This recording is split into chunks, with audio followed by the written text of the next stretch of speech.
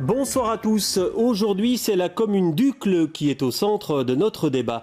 Une commune que l'on présente souvent comme un Eldorado pour de riches exilés qui viennent y couler des jours heureux. Mais les acteurs sociaux savent qu'elle ne se résume pas à ce cliché et qu'on y trouve aussi des poches de précarité.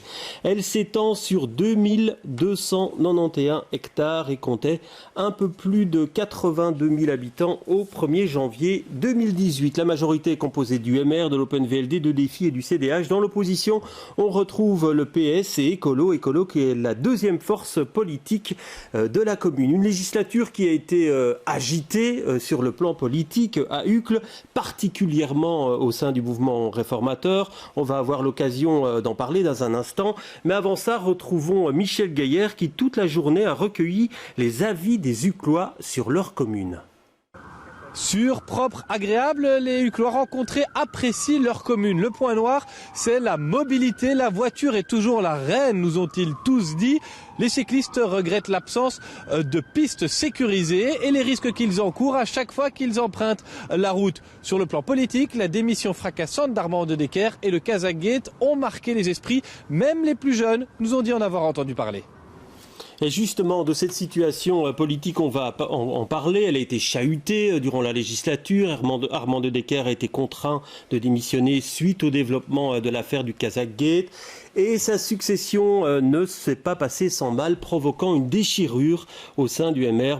Marc Coles, qui briguait le poste de bourgmestre, a décidé de présenter une autre liste, puisque c'est Boris Diliès qui a été nommé bourgmestre. Alors, c'est un tirage au sort donc, qui a déterminé la première prise de parole.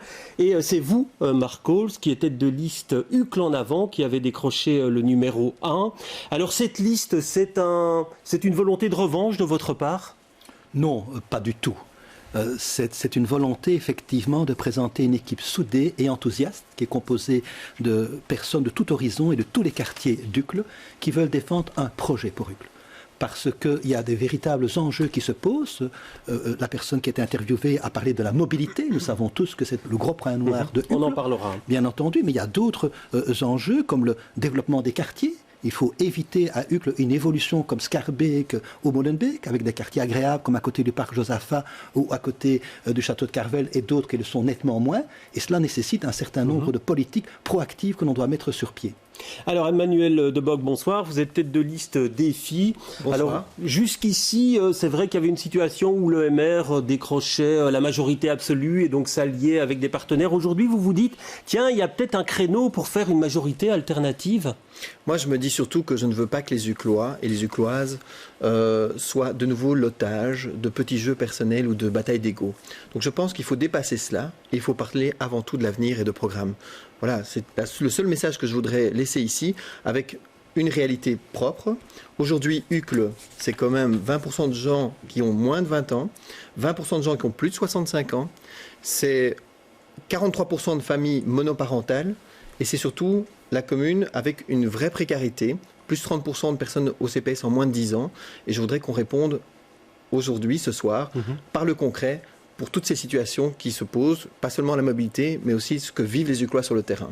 Alors justement, Céline Frémaux, bonsoir. Vous êtes tête de liste CDH. Vous étiez donc dans cette majorité. Alors est-ce que cette dissension au sein du mouvement réformateur, ça a laissé des traces et qu'aujourd'hui vous vous dites finalement la majorité n'est plus si stable qu'auparavant, il faut peut-être en changer lors de la prochaine législature? Alors moi, qu'est-ce que je retiens de cette législature? Je retiens surtout par rapport à ma formation politique, c'est-à-dire par rapport au CDH, qu'il a été un partenaire efficace par rapport aux compétences qui ont été les siennes en matière de parentalité, en matière de handicap. Il y a énormément de choses qui ont pu être faites, de santé également. Il a été un partenaire loyal dans des moments difficiles et je pense que ça compte énormément. Alors, on a beaucoup parlé de personnes. Énormément parlé de personnes depuis plus d'une année.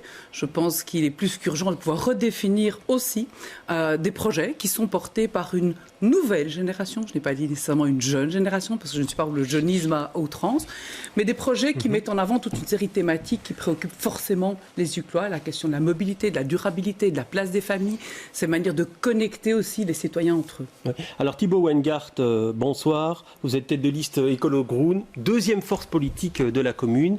Vous vous dites aujourd'hui qu'il y a une ouverture, le moment est peut-être venu d'entrer dans une majorité ? Je pense que le jeu, en tout cas, est ouvert, ce qui est naturellement intéressant. Je crois que ce qui est important à rappeler ici, c'est qu'Écolo, en tant que deuxième force politique dans la commune, a largement participé à la dynamisation du débat démocratique, puisque plus de 50% des interventions en conseil communal, nous les devons au groupe Écolo. Nous avons été à la fois vigilants et critiques, et nous avons voulu également être propositionnels et constructifs. Et donc, nous avons amener des dossiers, des discussions, des sujets en débat. Et alors, par rapport à la question de la majorité, tout dépendra du projet. Donc, nous voulons sortir du ronronnement actuel. Nous voulons réveiller cette commune, faire bouger Uccle. Alors, s'il y a des partenaires qui sont partants pour un projet qui est un projet en rupture par rapport à ce que nous avons connu, pour faire d'Uccle une commune plus juste, plus verte, hospitalière, et où, on y reviendra, la mobilité douce est prise à bras-le-corps, eh bien, dans ce cas-là, Écolo serait disposé à prendre ses responsabilités, bien évidemment. Alors Bernard Hayet, tête de liste PS, c'est aussi une majorité de rupture que vous souhaitez aujourd'hui par rapport aux politiques qui ont été menées jusqu'ici? Certainement, M. Peuzès. Je pense qu'il est temps de revenir à de la politique. Je veux dire, pendant ces 6 ans, on a quand même été très handicapés par les conflits personnels, par des affaires sur lesquelles on ne savait pas vraiment le fond des choses. Et donc, c'était parfois difficile de travailler en politique. Et je veux dire que les éléments de solidarité se sont dégradés, les fractures sociales se sont alourdies. Et donc, oui, revenons à un élément de rupture, ce qui ne veut pas dire qu'il y a une exclusive de la part du Parti socialiste. Il y a simplement à revenir à de la politique et à retravailler sur des projets politiques pour cette commune qui le mérite. Alors, Boris Diliès, vous avez tiré le numéro 6, vous êtes tête de liste et maire. On l'a dit, un mouvement réformateur divisé, avec aujourd'hui 2 représentants libéraux sur ce plateau, vous et M. Coles, une démission en cours de mandat, celle d'Armand de Decker, quelques faiseurs de voix qui manquent, par exemple Didier Renders sur votre liste. Dans quel état d'esprit abordez-vous ce scrutin ? Écoutez, moi je ne me range pas par rapport effectivement au tableau extrêmement sombre qu'on dresse de ma formation politique. Il n'y a pas de division au sein du MR. Je dis, il faut dire juste la vérité. Il y a une personne qui a fait un choix. C'est une aventure personnelle que je respecte, mais pour le reste, il ne vous aura pas échappé que l'ensemble des élus qui se représentent, l'ensemble des élus MR qui se représentent, figurent sur ma liste. Et donc, ils ne se sont lancés dans aucune autre aventure et ils n'ont pas été forcés ni dans un sens ni dans l'autre. En tout cas, moi, je n'ai forcé personne. Et donc, on a effectivement une liste qui est à la fois composée de toute une série d'élus sortants qui ont de l'expérience et puis de toute une série de nouveaux candidats qui sont présents d'ailleurs par quartier, parce que c'est aussi comme cela que notre projet est conçu. C'est un projet par quartier parce que Uccle, qui est quand même la 2e commune la plus grande de la région de Bruxelles-Capitale, c'est d'abord une commune avec des quartiers et des identités très fortes. Et si Luclois est attaché à sa commune, il est d'abord à son quartier. Et c'est ça qui est important parce qu'en même temps, j'ai quand même l'immodestie de rappeler que si autant d'Uclois aiment Uccle et que autant de personnes qui ne connaissent pas directement Uccle en ont entendu parler aussi de manière positive, et les personnes qui même y ont vécu précédemment aiment à se rappeler effectivement d'Uccle s'ils y ont vécu ne fût-ce qu'un moment ou s'ils y sont nés. Donc il y a quand même une qualité de vie, pas partout, parce que par définition c'est une œuvre inachevée et c'est un travail permanent, mais il y a quand même une qualité de vie qu'on nous envie qui est assez exceptionnelle à Uccle, qu'on le veuille ou non, même si tout n'est pas parfait, et je pense que ma famille politique n'est pas étrangère à ce bilan. Alors Marc Coles, on va essayer d'un peu mieux comprendre pour rentrer dans le fond du sujet. Qu'est-ce qui explique que vous vous soyez présenté, vous qui êtes libéral depuis des dizaines d'années, sur une liste séparés. Certains disent que c'est parce que vous n'avez pas été nommé bourgmestre et qu'il y a donc un sentiment de revanche. Je repose la question. Non. Je ne dis pas que je n'ai pas été heureux de ne pas avoir été choisi, ça serait évidemment tout à fait faux. Et j'ai regretté fortement la manière dont ça s'est fait, c'est-à-dire qu'on n'a pas agi comme cela avait été prévu en son temps en avril 2017 au niveau du comité unanime de l'association libérale, c'est-à-dire une assemblée générale des membres qui votent à bulletin secret après avoir entendu le projet des différents candidats. J'ai attendu 7 ou 8 mois avant de prendre ma décision de lancer une liste. Il y a un point sur lequel je suis d'accord avec M. Diliès, c'est que ce n'est pas vraiment une liste libérale bis. Je suis libéral, j'ai des convictions libérales que je garderai toute ma vie, mais sur ma liste, j'ai rassemblé des hommes et des femmes un petit peu d'horizons divers, et une dizaine d'allures de membres du MR, entre parenthèses, mais aussi une majorité de citoyens. Aucun élu ne vous a suivi, aucun élu, Cols, je n'ai pas fait la chasse pourtant, aux élus. Enfin, la moitié des élus, vous leur avez demandé de venir sur votre liste, ils n'ont pas voulu. Vous mentez, M. Dilliez. Je n'ai pas demandé à la moitié des élus de venir sur la liste, citer des noms. Je crois n'avoir eu des contacts avec un seul et unique élu. Point. Mais par contre, j'ai constaté plusieurs choses. Tout d'abord, un malaise qui a été le mien vis-à-vis de l'évolution du MR.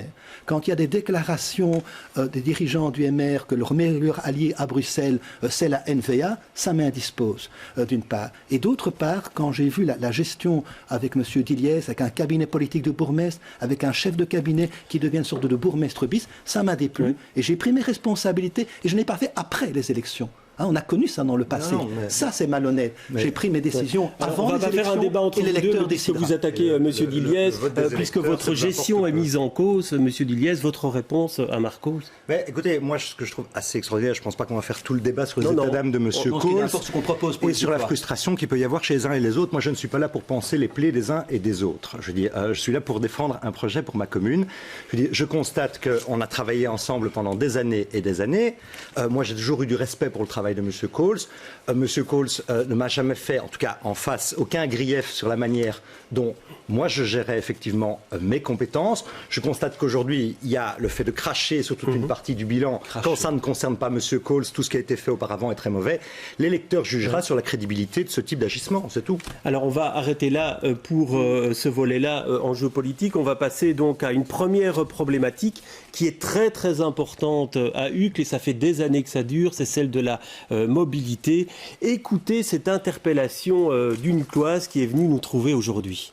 Je trouve que ce centre d'Uccle est vraiment pas fait pour la circulation qui a lieu tous les jours et les encombrements qui en suivent. Il y a depuis quelques années des initiatives très timides d'essayer de la rendre piétonnière une fois par mois.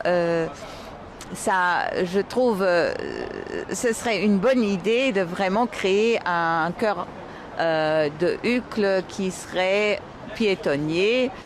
Voilà, un cœur de Uccle piétonnier. Alors pourquoi pas, on va soumettre la proposition à nos candidats. Il y a un autre projet qu'on trouve entre autres dans votre liste, dans votre programme, Monsieur De Bock, et dans le vôtre, Monsieur Dilliez, c'est d'étudier la faisabilité d'un parking souterrain sous la place communale. Céline Frémaux, alors cette idée d'un centre d'Uccle piétonnier, vous dites banco ou vous dites non, pas pour moi?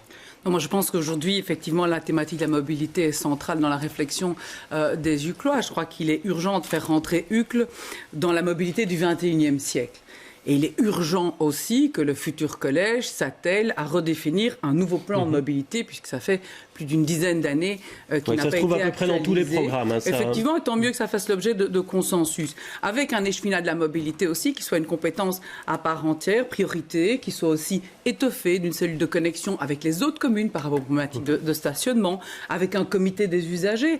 Et puis, évidemment, une place grandissante pour la mobilité douce, parce que on le voit, c'est pas propre à Uccle. Et sur ce parking souterrain, pour vous, il est nécessaire? Il est indispensable parce que la question aujourd'hui de la mobilité à Uccle ne peut pas se concentrer uniquement sur le parvis Saint-Pierre, la rue Xavier Debues et les problèmes de la chaussée d'Alsenberg dont on parlera. C'est une manière de voir les choses qui doit être bien évidemment étendue à partir de l'actuelle maison communale et bien au-delà, avec des thématiques de durabilité, de mobilité douce partagée, de savoir comment est-ce qu'on fait pour encourager la mobilité douce. Nous prenons aussi la mise en place d'un référent vélo au sein de la maison communale. Alors Thibault Weingart, est-ce que cette idée d'un parking souterrain, vous en pensez quoi, vous? Alors c'est également dans notre programme. Ça peut étonner, que ça se retrouve dans un projet écolo-groen. Ça peut étonner, mais dans la mesure où vous liez ça à un réaménagement de la chaussée d'Alsenberg, parce qu'il nous semble que la réflexion doit être globale. Mais si on lie les deux, on se dit voilà, et on reparlera, j'imagine, de la chaussée d'Alsenberg, la question de l'aménagement de l'espace public au niveau de la chaussée d'Alsenberg, si vous libérez de la place grâce au parking souterrain, eh bien à ce moment-là, vous avez un projet qui est tout à fait intéressant. Maintenant, pour revenir sur sur la mobilité. Le bilan, qui est le bilan de cette majorité MR-DFI-CDH, auquel j'ajoute M. Coles, est extrêmement décevant, il faut pouvoir le dire. Moi, je ne croise pas un Uclois qui est satisfait de la situation. On peut parler de la commune de l'immobilité à l'heure actuelle, que ce soit au niveau des pistes cyclables, des itinéraires cyclables communaux, on n'est nulle part. Le plan communal de mobilité, Mme Frémaux l'a rappelé, n'a toujours pas été revu. Cela fait 12 ans. Le plan de stationnement a été très très contesté. Il est même passé en seconde session, en quelque sorte, au conseil communal. Donc cela doit à l'avenir devenir une priorité pour les 6 prochaines années. Oui. Alors avant d'aller plus loin, je voudrais qu'on vous entendiez un représentant des comités de quartier. Il était notre invité ce midi et le moins qu'on puisse dire, c'est qu'il pense qu'en termes de mobilité douce, il y a encore du boulot. Mobilité douce, c'est une espèce de combat inachevé. Tout le monde la veut, mais en même temps, quand on regarde les infrastructures, on est loin du compte. Si on veut avoir des vélos, il faut absolument mettre des pistes cyclables sécurisées. Sur quel axe il en manque important, des pistes cyclables ou des garages à vélos ? Pratiquement partout. Il n'y a pratiquement pas de pistes cyclables dignes de ce nom dans Uccle, alors qu'autrefois, je parle d'il y a 50 ans, il y en avait pas mal. Alors la mobilité douce, donc on la trouve dans tous les programmes, mais là on vous attend au tournant, hein, Monsieur Deboc, parce qu'on dit que parfois ça ne quitte pas les programmes et que les réalisations ne suivent pas. Alors d'abord il faut rappeler où nous sommes. Nous sommes une porte d'entrée du sud, tant vis-à-vis de la rue de Staël où tout le trafic du Brabant wallon arrive, mais aussi par rapport à la chaussée de Waterloo où tout le trafic arrive également. Donc on peut mettre beaucoup de pistes cyclables et nous sommes favorables à effectivement ne plus opposer les voitures aux cyclistes, aux piétons, parce que finalement nous sommes les trois en même temps selon le moment de la journée. Mais il faut aussi faire des mesures en amont pour éviter que tout le monde aille habiter à 30 ou 40 km et prenne sa voiture comme moyen de transport pour aller travailler en ville. On n'aura pas l'un sans l'autre. Il faut aussi privilégier des modes alternatifs de transport en commun. Je me suis beaucoup battu sur cette législature pour notamment faire en sorte que la zone tarifaire, la zone MTB soit élargie au-delà même d'Uccle, afin de faire en sorte que les Uclois, mais aussi les habitants des communes limitrophes, arrêtent de traverser notre commune et prennent les transports en commun. Je pense qu'il y a beaucoup de choses à faire de ce côté-là. Enfin, il y a la coordination des chantiers. Là, c'est vrai que c'est un échec. C'est un échec commun. La région et la commune, il faut pouvoir le dire, nous avons échoué dans cette matière-là, ou en tout cas on peut faire mieux, et il faut prévoir en amont de tout chantier une coordination qui puisse allier d'une part les services des travaux publics de la commune, d'autre part la zone de police, parce que là aussi on a eu des manquements dans l'information en amont pour faire en sorte que les gens ne s'engouffrent pas et se retrouvent, comme on l'a vu pendant des mois au rond-point Churchill, dans les embouteillages. Oui, monsieur Coles. Au niveau de la coordination des chantiers, il faut aussi aller plus loin que la coordination des chantiers, c'est-à-dire très en amont, avoir une implication notamment de la commune dans la définition des cahiers des charges. Notamment, on va voir la question de la chaussée d'Alzonbay. On ne peut pas travailler entre le Globe et Coggen comme on a travaillé entre Calvoute et le Globe. C'est la question de travailler par tronçon, de travailler avec des aiguillages flottants pour maintenir le tram. Mais je voudrais revenir sur le plan communal de mobilité. Nous sommes tous d'accord, mais il faut aussi que tout le monde s'implique dans le plan communal de mobilité. Ce qui n'avait pas été le cas dans le précédent, où le cabinet du ministre de l'époque, qui est le même actuel que le ministre Smet, ne voulait pas participer à l'élaboration des PCM et suivre le comité d'accompagnement parce qu'il n'avait pas le temps. Et puis je voudrais ajouter un mot sur le parking place Van der Red. Moi je suis tout à fait d'accord, je crois que nous sommes tous ici autour de la table. Mais pour autant que ça ne s'accompagne pas effectivement d'une suppression intégrale des parkings chaussée d'Alzonbay. Il y a aussi un problème juridique et de savoir si on peut ou pas créer un parking en dessous d'un espace vert. Si jamais on ne pouvait pas, il faudra alors trouver une solution alternative et à mon avis c'est au dépôt communal rue des Fidèles qu'il faudra alors créer un parking. Mais c'est indispensable en tout cas d'augmenter la capacité de parking à Uccle-Centre. C'est probablement un des problèmes pour les commerces aujourd'hui majeurs. Oui, moi je voulais vous dire que la mobilité c'est un vrai désastre. Parce que nous avons entre le cimetière du Silence et la place Van der Kinderen une moyenne de 1 heure pour faire 4 km, au plus vite à pied. Et donc je pense que la mobilité a été très très mal gérée pendant ces 6 ans et qu'il faut vraiment revoir le plan de mobilité. Ça, je pense que tout le monde est d'accord là-dessus. Mais je pense qu'il faut vraiment repenser même la topographie, même la géographie, je veux dire, de l'entrée par rapport à Uccle, notamment avec des parkings de dissuasion, mais pas uniquement. Oui, sans doute, mais on ne les a pas fait. On en a parlé beaucoup, mais on n'a pas fait beaucoup. On a ajouté des lignes de bus, Mme Frémaux, je voudrais terminer. On a ajouté des lignes de bus, mais ça engorger plus la situation. On connaît les points noirs. Les points noirs, c'est le lycée français, avec 30 bus le matin qui bloquent une circulation depuis la maison communale de Drockenbos. On le connaît. Monsieur Cole, je voudrais terminer. Je voudrais terminer sur le parking. Parce que moi, le parking, je suis moins chaud. Je suis moins chaud parce qu'on ne consulte pas. Donc le parking souterrain. Le parking souterrain, je suis moins chaud parce qu'on ne consulte pas les citoyens. Je ne dis pas qu'il ne faut pas des places de parking supplémentaires au centre-ville. Est-ce qu'il faut vraiment les mettre en dessous de la place Van der Elst? Est-ce qu'on ne peut pas imaginer, par exemple, de les mettre au niveau de Danco? Pourquoi pas? Au Square des Héros? Pourquoi pas? Alors, je vais vous arrêter parce que M. Diliès n'a pas... Donc on va pas non plus...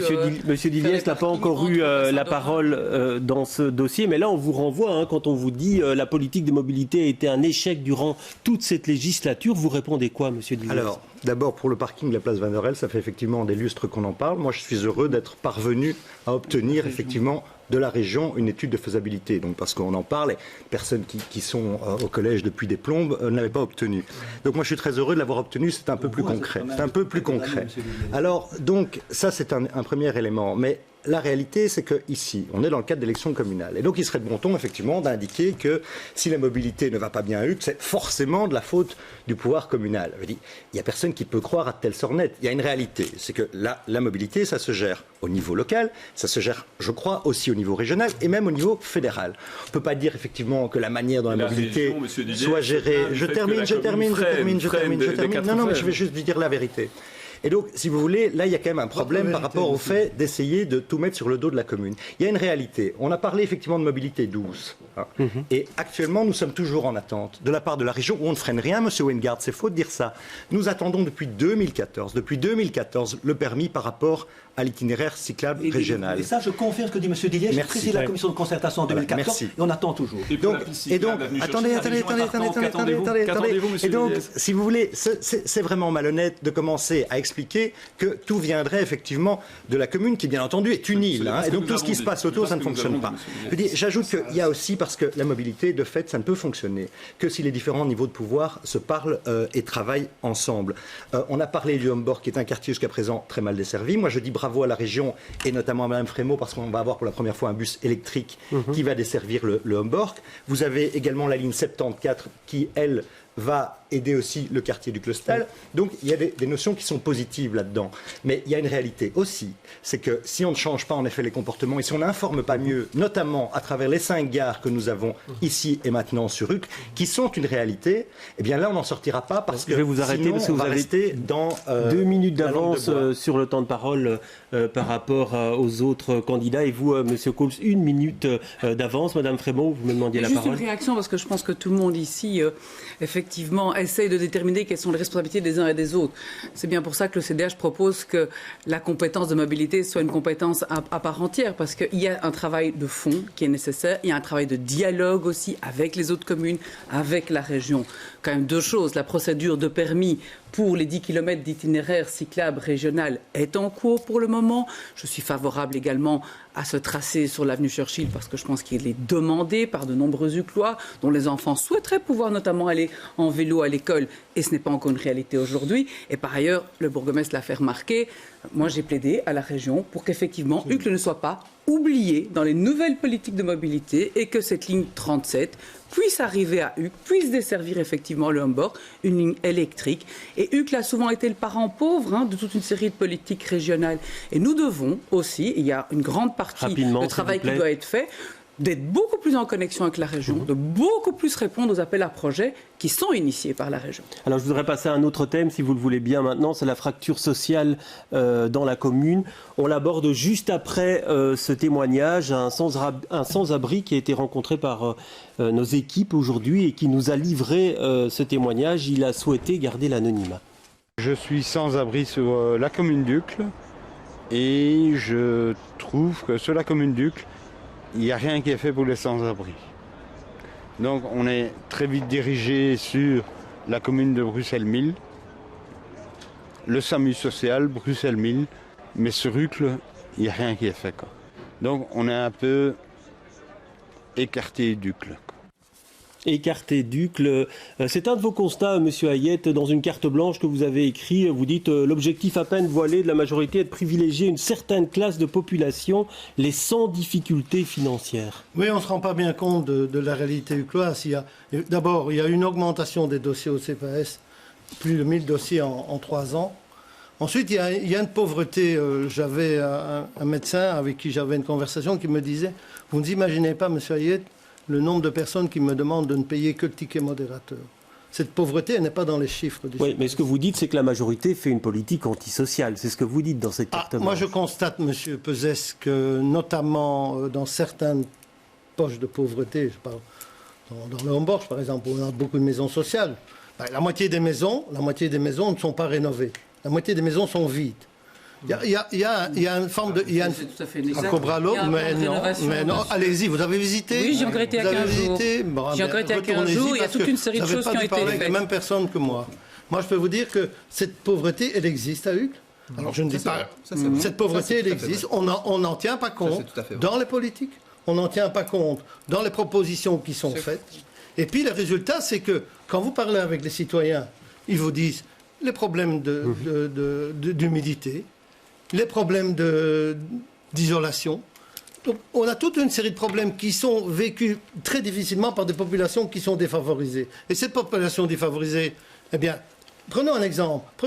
On a construit des nouveaux logements, M. Peuzès. On a construit des nouveaux logements, des promenades d'Uccle, pour ne pas les citer. Un appartement de 65 mètres carrés, c'est 300 000 €. Est-ce que vous pensez que beaucoup de Uclois, les jeunes même les plus anciens, peuvent se payer ça? Ouais. Moi, je ne crois pas. Monsieur Debock, quand cette accusation tombe, qu'une partie de la population serait délaissée et renvoyée à sa précarité, vous dites quoi? Alors moi, j'ai tiré déjà la sonnette d'alarme il y a plusieurs mois, voire années, sur des quartiers comme par exemple la chaussée d'Alsemer qui se dualisent. D'ailleurs, la région a reconnu toute la chaussée d'Alsemer depuis Forêt jusqu'à Bersel, une zone sinistrée qu'il faut pouvoir aider. Oui, mais la responsabilité de la majorité dans ce constat, M. Debock. Mais je pense que c'est un échec de nouveau commun. Ça ne sert à rien de nouveau dire c'est la région, c'est la commune, c'est le fédéral. C'est un ensemble de choses. Aujourd'hui, la réalité, c'est qu'il y a une dualisation dans la commune aussi. Il y a 30% de plus d'allocataires sociaux au CPS en moins de 10 ans. C'est quand même pas rien. Il y a aussi un vieillissement de la population. Aujourd'hui, les personnes qui tombent en précarité sont beaucoup plus âgées que dans le passé. Il y a beaucoup de personnes, des petits pensionnés, malheureusement, qui n'arrivent plus à joindre les deux bouts. Et il faut pouvoir avoir des politiques volontaristes. Alors, sur le logement, très important, parce que la question de l'auditeur, elle est fondamentale. Il y a plus de 1600 logements sociaux sur la commune d'Uccle, dont 1000 à la SUL, c'était Ucloise du logement. Le gros problème à Uccle, comme dans toutes les CISP actuellement, c'est qu'on a construit dans le temps beaucoup de logements sociaux très grands, 3 chambres et plus. La moitié du parc de logements sociaux à Uccle, c'est des 3 chambres et plus.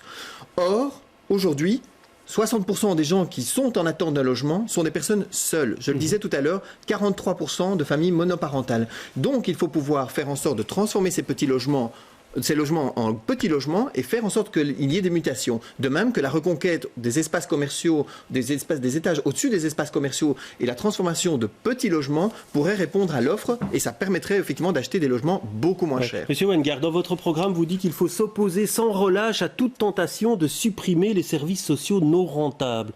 Vous avez vraiment l'impression que cette tentation-là, elle existe ou elle a existé ?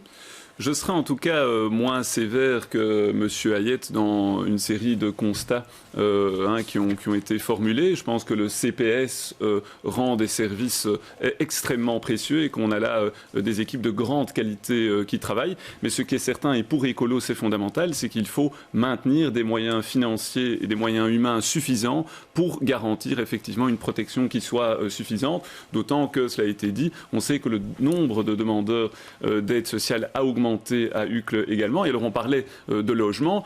C'est essentiel de conserver à Uccle du logement qui est du logement accessible, abordable. Et pour cela, notre formation politique souhaite développer encore le parc de logement de l'agence immobilière sociale. Il faut noter que Il y a eu une évolution intéressante au cours des...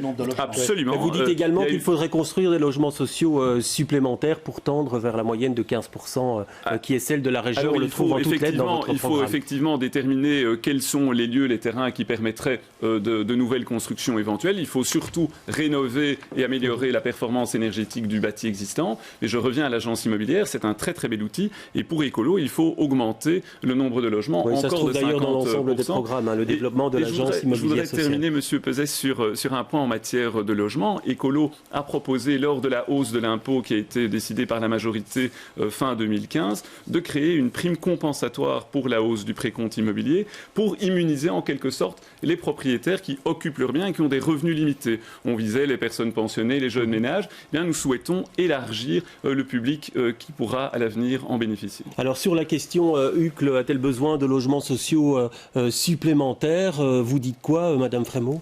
Je dis qu'aujourd'hui, il n'y a pas une solution clé sur porte. Il y a bien évidemment besoin de logements sociaux supplémentaires, mais avec une mixité aussi. Il faut des logements moyens. Donc si je reprends aujourd'hui, puisque je suis en charge du logement à Bruxelles, toute une série de projets qui sont à UCLE, alors qu'on a des permis d'urbanisme qui sont enfin délivrés pour des projets aussi, la rue du Silence, les 15 logements sociaux, du côté de la place Saint-Job, les 13 modérés acquisitifs. Il y a beaucoup de projets aussi, il faut pouvoir le dire, pour lesquels il y a une opposition de la commune à voir ces projets se développer tels quels. Je reprends un seul projet qui a trouvé grâce aux yeux de la commune et qui pour moi n'est pas adapté aujourd'hui, c'est celui du plateau à Veil, puisque c'était un projet commun de la SLRB et de M. Coles. Or, tout le monde sait aujourd'hui qu'il ne correspond pas, qui ne correspond pas aux demandes des habitants, M. Coles, soyons très clairs, qui sont très clairs, et on s'est vu énormément de fois pour discuter avec les habitants, pour vous dire qu'actuellement, ce projet ne pouvait pas se faire. De toute façon, en tout état de cause, vous savez très bien que j'ai fait en sorte que cet endroit puisse être classé en 2014 à 75%, et tout le monde ici autour de la table sait qu'il y a une demande de classement pour les 25% complémentaires qui est sur la table de la région incessamment sous peu. Et dès lors que cette demande de classement pour les 25% supplémentaires sera sur la table, eh bien la prise d'acte fera que le projet ne pourra plus avancer. Donc à un certain moment, il n'y a pas une solution clé sur porte. Il y a l'agence immobilière sociale du Cloître, bien évidemment, et je pense avoir fait énormément sur le plan régional, notamment d'augmenter pour les propriétaires les avantages à le mettre aussi à UCLE. C'est la question de la rénovation. Vous évoquiez le Humboldt, 300 millions d'euros. Il y a une dernière chose, l'acquisition. Il y a un travail fondamental à faire là-dessus. Aujourd'hui, vous avez des jeunes du Cloître qui ont grandi toute leur vie dans nos quartiers et qui ne peuvent plus acheter. Monsieur Diliès, par rapport à cette urbanisation du plateau à Veil et des 25% restants qui seraient proposés au classement? Je vais vous répondre sur Veil, mais je voudrais quand même aussi intervenir par rapport à ce qui était dit en matière sociale. Il ne faut pas caricaturer UCLE. On sait effectivement tous autour de la table que UCLE, en effet, ce n'est pas une commune lisse. C'est pas une commune... Ce que disait Sans-Abri, c'est qu'on faisait en sorte qu'il quitte la commune d'UCLE pour aller vers 1000 Bruxelles. Tout ce qu'on veut, mais 20% de notre budget, c'est de l'action sociale. Notre CPS, c'est le 5e en importance et par rapport à l'aide qu'il apporte de la région de Bruxelles-Capitale. Donc là, il faut remettre les choses dans leur contexte. Ces dernières années, justement, on a investi notamment dans des quartiers dits plus modestes, qu'il s'agisse de l'école du Humboldt, du Merlot et de Calvoute. Donc simplement, là, il faut sortir des caricatures qui consisteraient à dire qu'on ne s'occuperait pas des gens moins favorisés, c'est juste inexact. Oui, Monsieur Hayet, par rapport à ça. Mais non, enfin, on fait plus en action sociale depuis que les socialistes ne sont plus en action sociale. Non, sur les écoles. Parlons-en des écoles. Parlons-en des écoles. Oui, 7 millions pour les éclantés. Ah oui, et le Humboldt. Pourquoi vous ne parlez pas de la rénovation du Humboldt? Pour remplacer les lunettes. Pourquoi vous ne parlez pas de la rénovation du Merlot? Pourquoi vous ne parlez pas de la rénovation de Calvoute, Monsieur Hayet? Soyez honnête, vous connaissez vos dossiers. Mais ne restez pas braqués sur les églantiers parce que vous considérez que Monsieur Diliès, vous savez, vous connaissez votre façon de faire, c'est de ne pas aller dans ces quartiers, justement. Je vais réagir à propos de M. Hayet. L'école des Églantiers, c'est une école comme les autres. Il pleuvait dans les pavillons, il fallait à un moment donné les rénover. Mais je voudrais quand même réagir sur le plateau à Veil. Oui, justement. Alors vous êtes favorable à l'urbanisation de ces 25%? Le projet a été approuvé par tous les partis politiques ici présents, sauf Écolo, où la moitié s'est abstenue et l'autre moitié a voté contre lors du conseil communal lorsqu'on a confié la mission. Ça concerne 3% du plateau, les 97% restant en espace vert d'un seul tenant. C'est 48 logements. Alors on nous explique qu'il faut construire du logement, mais c'est toujours ailleurs. Mais je voudrais revenir... C'est pas ailleurs, Monsieur Coul. Oui. Quand vous défendez le classement intégral du plateau à Veil, vous faites de la démagogie, madame. Monsieur Coles, quand est-ce que la commune a postulé au moindre appel à projet de la région pour avoir des logements vides qui sont transformés en logements moyens ou sociaux. Jamais. Nous avons postulé... Chaque fois que je viens vers la commune pour ceci, vous me répondez, on n'a pas de terrain ou on n'a pas de bâtiment vide. C'est quand même pas la seule commune à Bruxelles où il n'y aurait pas de bâtiment vide, excusez-moi. Il y a des partenariats publics-privés qui sont proposés.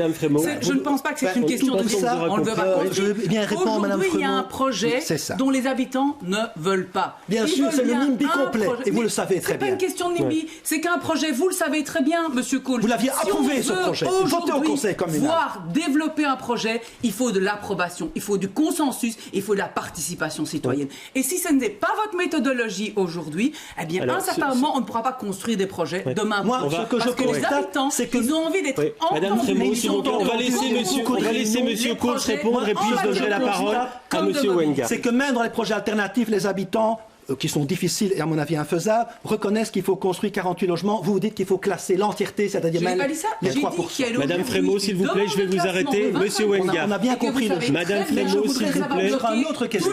Non, Monsieur Cole, je vais arrêter sur ce plateau, sur ce sujet, et donner la parole à Monsieur Weingart à propos de l'urbanisation du plateau à Veil. Voilà, mais donc nous n'avons en aucun cas voté ce dossier. C'est ce que j'ai dit, hein. Absolument. Monsieur Coles, absolument. Et donc, nous ne souhaitons pas urbaniser le plateau à Veil.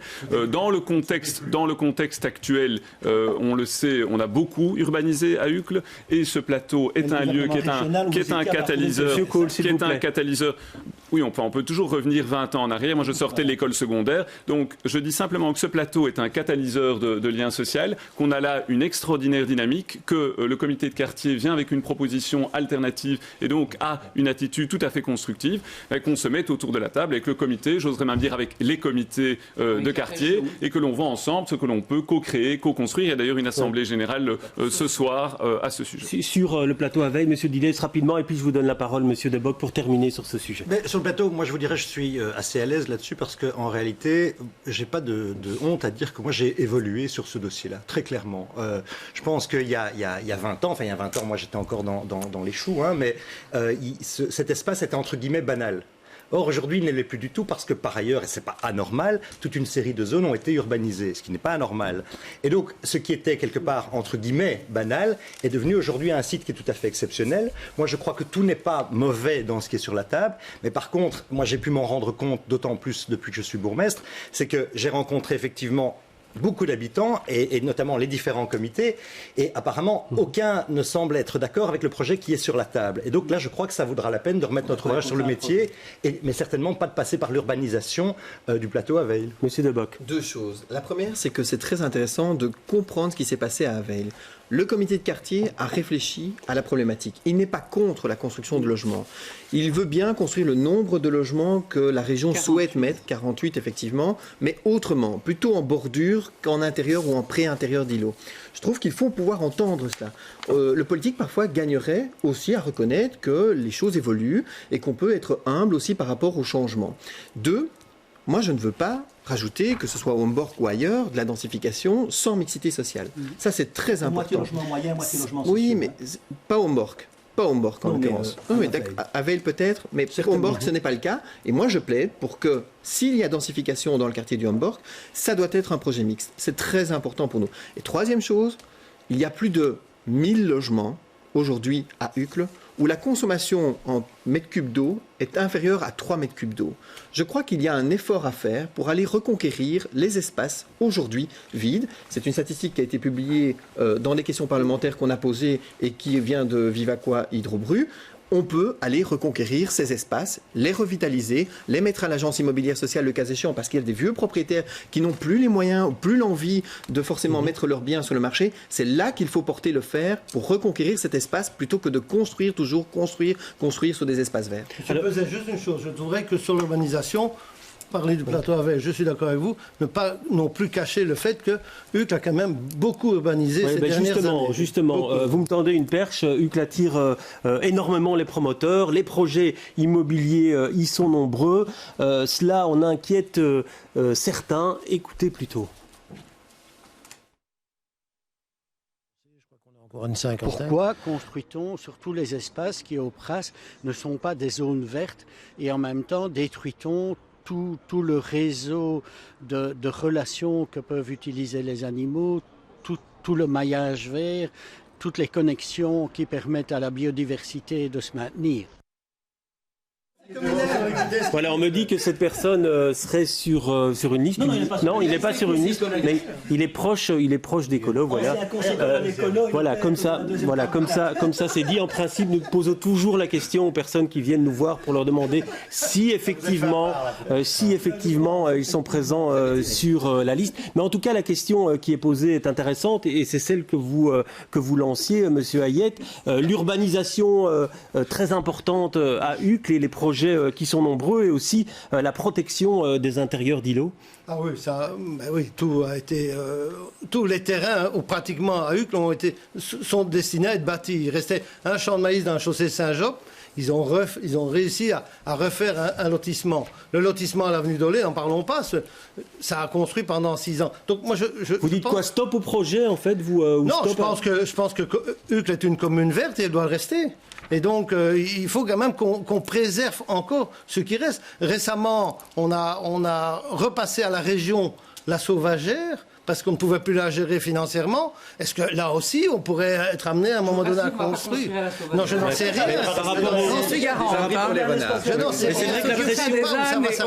Je ne sais pas où ça va s'arrêter. Mais c'est vrai que la pression sur les intérieurs d'îlots... La sauvagère retourne dans le giron régional. Madame Frémaux, si vous permettez, c'est vrai que la pression sur les intérieurs d'îlots est parfois très importante. Alors quoi, il faut cadenasser les intérieurs d'îlots pour éviter qu'on y touche, Monsieur Weingart?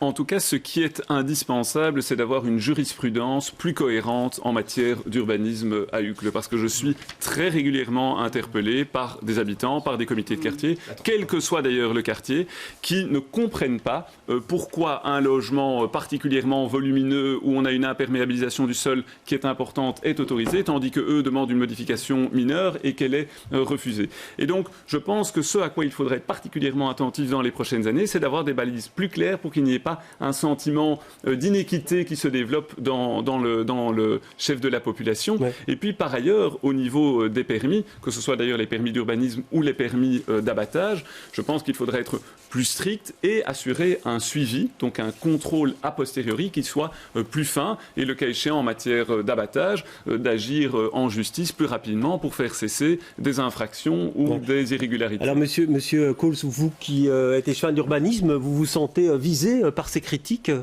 Mais d'abord, je crois qu'elles ne sont pas fondées. Et ce qu'il vient de dire est inexact. Mais ce n'est pas moi qui le dis, ce sont les Uclois, monsieur Coles. Je dis simplement qu'il y a des balises et que si vous interrogez un certain nombre de promoteurs, ils vous diront que nous sommes une des communes les plus strictes.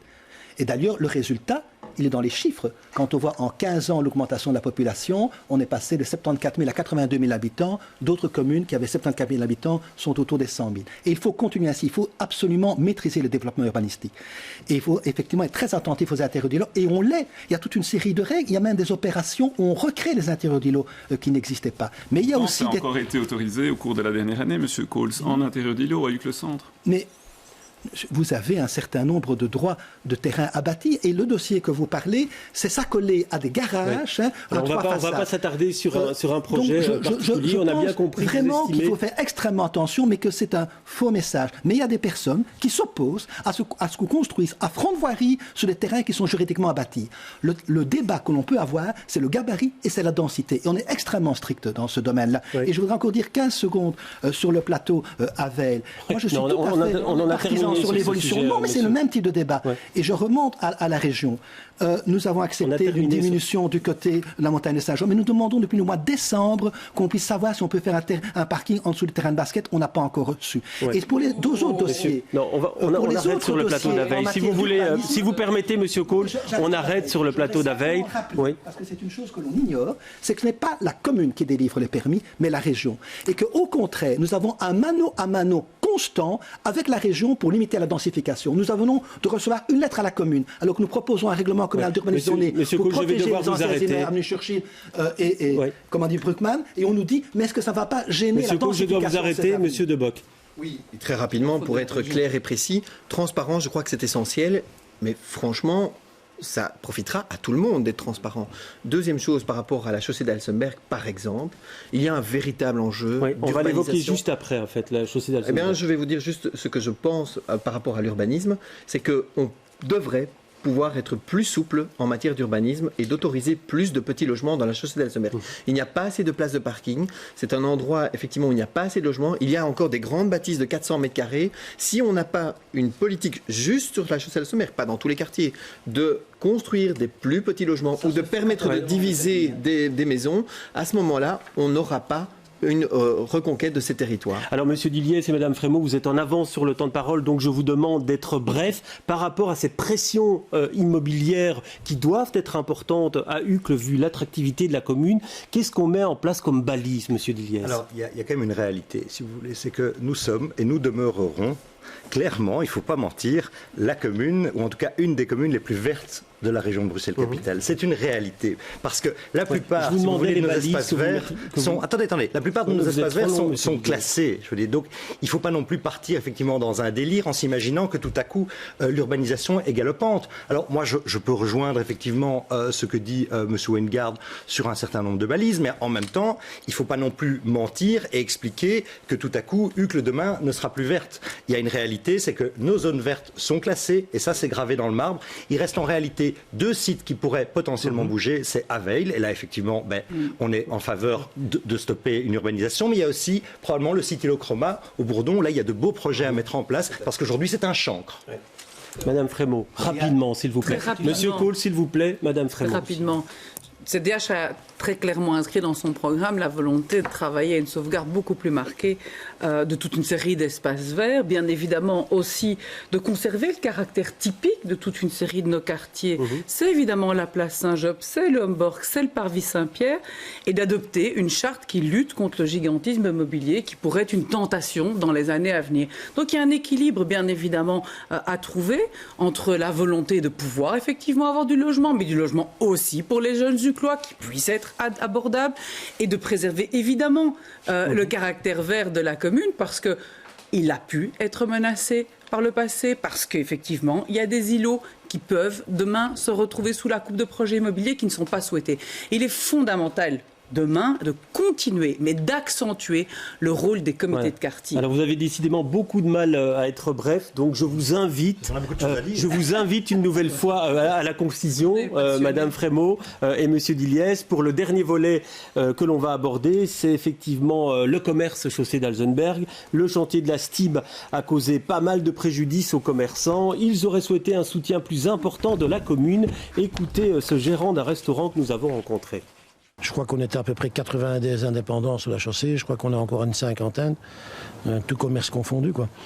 Dans mon secteur à moi, vous avez 3 établissements qui ont fermé leurs portes, arrêtés ou cession de commerce, parce qu'ils n'en pouvaient plus, ou déménagés pendant la période des travaux.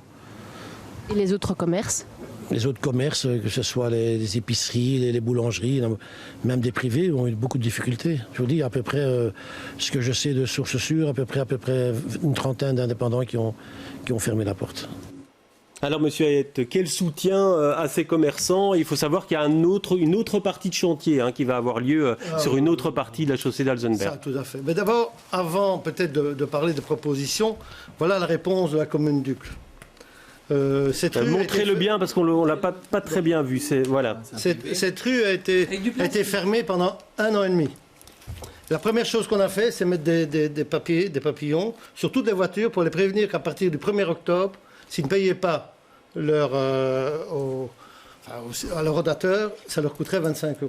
Voilà. Ça, c'est, vous voyez comment on traite les dossiers pour cette partie. Alors, vos propositions. Sur les propositions en ce qui concerne les commerçants, c'est vrai que beaucoup de commerçants ont souffert énormément des travaux à la chaussée d'Alsenberg. Beaucoup de commerces. C'est pas la mienne, Monsieur Diliès, c'est vous qui étiez responsable du commerce. C'est vous qui étiez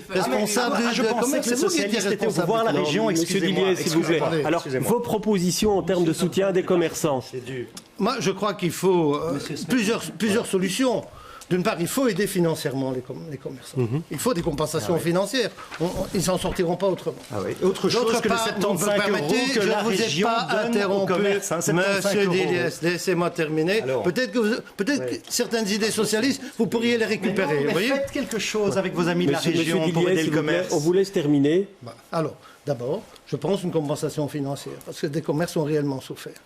D'autre part, je pense qu'il faut redynamiser. Alors, M. Dilliès, il aime bien les fêtes. On le connaît pour ça. Il a d'ailleurs réussi pas mal de fêtes. Il a réussi d'ailleurs pas mal de fêtes. Mais il faut aller au-delà de la fête. Il faut vraiment aider le commerçant, aider les commerçants pour des nouvelles incentives. Il y a au niveau de la région, M. Dilliès, 75 € par jour quand le commerce est fermé. Monsieur Dilliès, vous voulez qu'un commerçant fiche avec 75 €. Monsieur Dilliès, vous avez l'air de bien connaître la région. La commune, elle, a fait un geste puisqu'on a créé une prime. Alors elle est plus modeste. C'est lorsque vous étiez député, quand vous étiez député régional, si vous êtes un peu plus intéressé à votre commune, Monsieur Dilliès, le budget communal, c'est 150 millions. Monsieur Dilliès, s'il vous plaît, Monsieur Hayet. Alors, Monsieur Weingart, par rapport... bien terminé. Oui, mais très rapidement, 10 secondes. Parce qu'il reste moins de 3 minutes et il y a encore 5 personnes qui doivent prendre la parole. Allez-y. Donc, d'autre part, les incentives. Il y a au niveau de la région une plateforme qui s'appelle UP, qui permet une connexion entre les habitants, entre les commerçants et la région, la façon de les aider. Moi, je crois qu'il faut avoir plus de participation. Mais laissez-moi terminer. Il faut avoir plus de concertation avec les commerçants, plus de concertation avec les habitants. Je pense qu'on vous a compris, Monsieur Hayet, si vous le voulez bien. Monsieur Weingart, vous parlez dans votre programme, Monsieur Dilliès, s'il vous plaît, vous parlez d'organiser des états généraux du commerce uclois en 2019. Qu'est-ce que ce machin, à quoi ce machin va-t-il servir? Non, ce que nous proposons, ce sont des états généraux uclois tout court, avec toutes les forces vives locales, avec les associations culturelles, sportives, environnementales, avec évidemment les comités de quartier et notamment les représentants des commerçants. Pour la chaussée d'Alsemberg en particulier, là, nous pensons qu'il y a lieu de mettre en place une task force qui réunit les commerçants, l'autorité communale, l'autorité régionale, les riverains, pour pouvoir ensemble réfléchir à la manière dont on veut aménager l'espace public, le verdurisé ou pas, revoir l'éclairage public, le cas échéant, animer cet espace public, créer de l'activité, réfléchir aussi et anticiper, puisqu'on le sait, les travaux de la STIB sur la chaussée d'Alsemberg et pouvoir limiter au maximum les nuisances. Et de manière générale, et j'en termine, Monsieur Peuzès, c'est la question de la participation citoyenne qui a été quasi inexistante à Uccle durant 6 ans. Il faut là aussi qu'au niveau de la manière de penser les politiques, on ait ce réflexe à l'avenir quand il y a des grands travaux urbanistiques, quand il y a des projets de concerter les habitants en amont, c'est fondamental. 20 secondes, s'il vous plaît. Il faut effectivement passer d'une gestion pour les citoyens à une gestion avec les citoyens. Mais il faut mieux effectivement organiser à l'avenir les travaux. Il ne faut pas se soucier uniquement des commerçants. Il y a d'ailleurs un projet d'ordonnance à l'étude au niveau régional pour mieux indemniser, et c'est indispensable qu'ils soient mieux indemnisés. Il faut aussi se soucier des logements et des propriétaires. Ça fait 1 an que la commune demande que la zone de revitalisation urbaine qu'à la chaussée Alsemberg, les propriétaires puissent bénéficier de primes de rénovation renforcées au logement. Monsieur Debré, rapidement, s'il vous plaît. Le dernier geste. C'est très important de toujours faire le dernier geste. On a ouvert samedi la chaussée d'Alsemberg sur le tronçon d'Anco-Calvoute. Et les trottoirs ne sont pas terminés. Donc ça, c'est vrai, il faut travailler sur des travaux publics qui sont moins longs. 2, il faut permettre aussi... Je vais devoir vous couper. Excusez-moi, je vais juste terminer sur ça. Au niveau du stationnement, on offre aujourd'hui un quart d'heure gratuit. Il faut passer à la demi-heure, parce qu'aujourd'hui, quand vous prenez 50 centimes pour avoir une demi-heure, en réalité, vous perdez votre quart d'heure. Donc il faut diminuer le coût du stationnement. On va arrêter là. Monsieur Dilliès, 10 secondes, s'il vous plaît, sur ce sujet. Diminuer le coût du stationnement. Monsieur Dilliès, 10 secondes.